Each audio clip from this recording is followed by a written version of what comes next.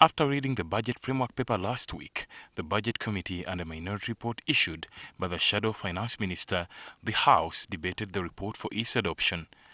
The Deputy Speaker of Parliament Thomas Tayebwa led proceedings in debating the 52.7 trillion shilling budget framework paper.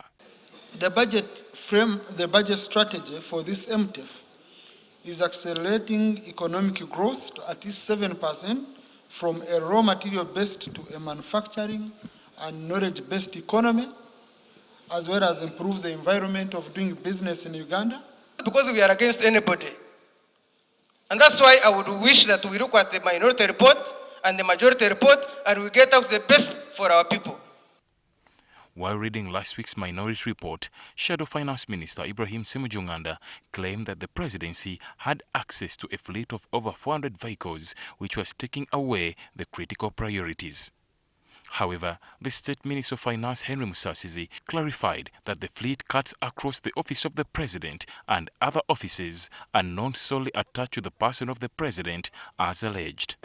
You cannot justify the President keeping 266 vehicles at his residence, State House, 400 vehicles under his office, yet the total number of ambulances in public facilities is just 178. The convoy of the President alone has 69 vehicles, as the table below shows. For instance, the 400 vehicles mentioned include the vehicles under State House, vehicles under Presidency. All the UCs you see are part of the vehicles which were captured in the minority report. On the contrary, the staffing structure and other facilities in the State House are tailored to support effective and efficient operations of the President. On the conflicting figures of the public debt, the Ministry of Finance maintains that it holds the mandate to determine the official figure. According to the Auditor General's report of financial year 2022-2023, the total public debt as at 30th June 2023 stood at 96.16 trillion shillings, but the Finance Ministry says the correct figure is 87 trillion shillings. If you want the official information on debt, on public debt stock, it is not Auditor General, it is not Bank of Uganda, it is the Ministry of Finance. Responding to the minister, the leader of opposition Joel Senyonyi maintained that nothing tangible will be achieved in this budget unless the state commits to fighting corruption. If we don't address this evil called corruption, we'll keep having budgetary shortfalls.